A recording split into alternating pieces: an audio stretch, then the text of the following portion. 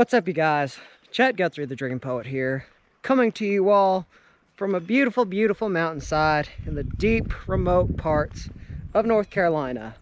Yes, Western North Carolina. We are not far from Western Carolina University, and as you all can see, we have a really, really spacious cow field.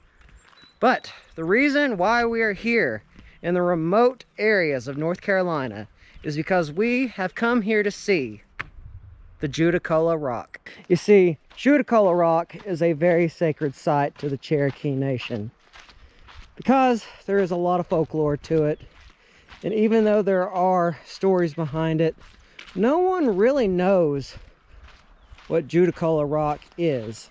You see, historians, archaeologists, they believe that the Judaculla Rock is some sort of boundary stone. You see, they dated this stone back to about 3,000 years ago.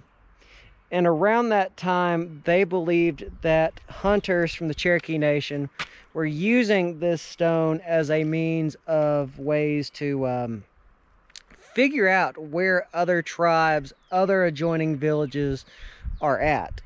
And some people even believe that Judaculla Rock is related to not what is here on Earth, but rather the stars. Yes, some people believe that even aliens had a part in creating the Judaculla Rock.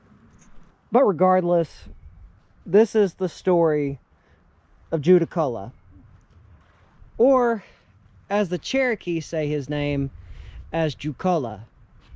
You see, many, many moons ago, way before Europeans had arrived here in America, the Cherokee villages and landscapes all encompassed this area, which is now Western North Carolina.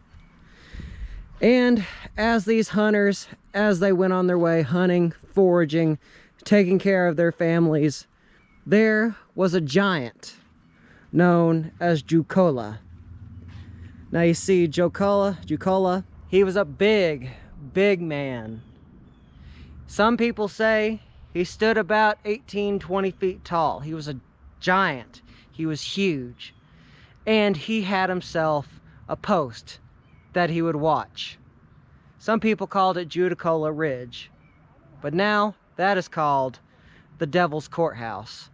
Now, the Devil's Courthouse, the only way you can get to it is through the Blue Ridge Mountains, and it's about between 30 and 50 miles away. But the story goes that one day there were a group of hunters going through the mountainside here in the North Carolina mountains, and they were being greedy. They were overhunting deer. They were slaughtering them by the numbers. Judaculla, he saw as this was happening, and he took a jump. He leaped from the Devil's Courthouse, and he landed smack dab on the rock. Now the impact, it was so strong, it was so thrustful, I believe that's a word. It was so thrustful that it left a handprint in the rock. Now we will adhere to this sign, and we won't go any further than what I'm about to show you, but I will show you the handprint of Judaculla's seven-fingered hand. And it is this marking right here in this circle. Quite fascinating, just because look at the size of my hand versus Judaculla, or at least what the story went as. This was a huge giant. Now, throughout the Western North Carolina area and the ancestral grounds of the Cherokee Nation, there are other handprints of the seven-fingered giant. Now, something I also want to add about Judaculla, or Judaculla, as the English terminology would be, when the Cherokee Bible was being inscribed into Cherokee, they actually replaced the word Goliath with Judaculla, the Judaculla giant. Yes, the Cherokee believed that that Goliath was a slant-eyed giant, which is just absolutely fascinating. Now, in 1934, the family who owns this farm, I believe it was the family who owns this farm, they will go and they will mark all the chalk into the engravings in the soapstone. Now, this will cause quite a bit of damage, a chemical reaction that caused this rock to wear. But then again, it is made out of soapstone, which is probably another reason why it's slowly decaying.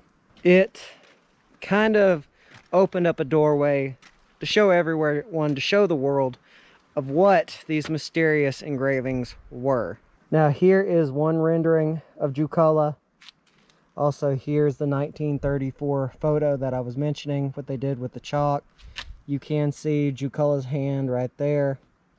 And here is another group of different symbols and markings. And as you can see up here, it is also written in Cherokee, because this is a sacred site to the Cherokee Nation. And anyway, there's actually a good story with why some Cherokee symbols look very similar to the English alphabet.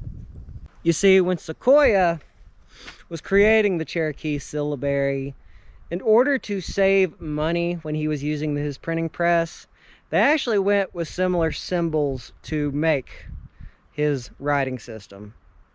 Very fascinating, very interesting. But anyway, you guys, that was going to be another vlog for another day.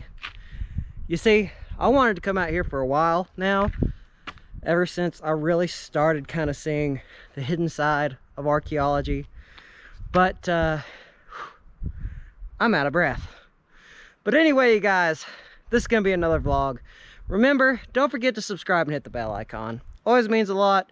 Goes to show that y'all care and y'all want to see more amazing content.